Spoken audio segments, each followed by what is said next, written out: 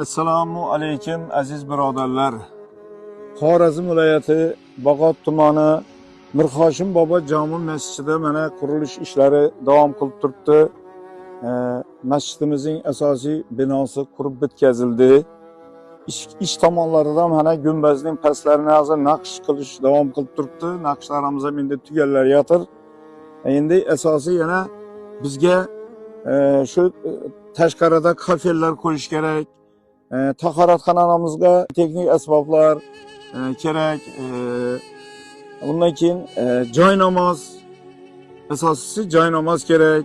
Mabodo shu masjidga bir ihson qilaman degan bir tadbirkor birodarlar bo'lsa, marhamat kelib ko'ringlar. Qo'lingizdan kelsa shu yerga bir yordam qo'llaringizni cho'zsangizlar, barchamizdan Alloh rozi bo'lsin. Assalomu alaykum va rahmatullohi va barakatuh.